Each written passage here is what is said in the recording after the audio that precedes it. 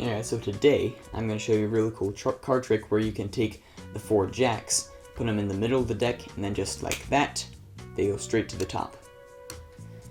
So let's get into it.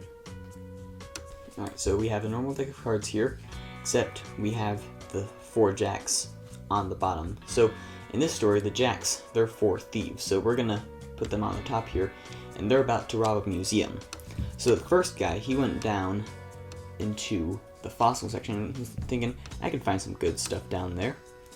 Next guy, he went a little bit further, went down to the jewelry section, thought, ooh, that could be nice. Then the last guy, he was really ambitious, went all the way down to the basement to go for the cold, hard cash in the vault. Then the last guy stayed out on top as a watch guy for the police. Then he started hearing sirens coming around from here. He's like, hey guys, you might want to come back up. Then the spectator will tap the deck, and congratulations, you are now an accomplice in crime.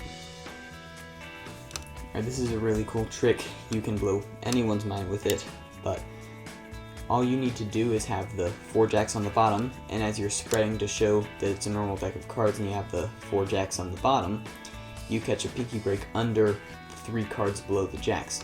So when you square it up, you pick up those 7 cards, so the 3 random cards on top, then you put it on top of the deck, and you can start your story. So then what you do is you just do your whole thing about putting the cards in the middle, and these are all random cards, so it doesn't affect the jacks. And then you just put them in, and then you're done.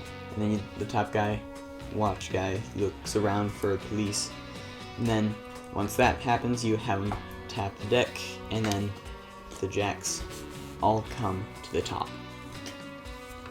Now, a couple things you're going to want to be careful about is when you are putting the 3 random cards in the deck, you got to be careful not to flash them to the spectator. Otherwise, it's like, hey, what are those? Why are they not jacks?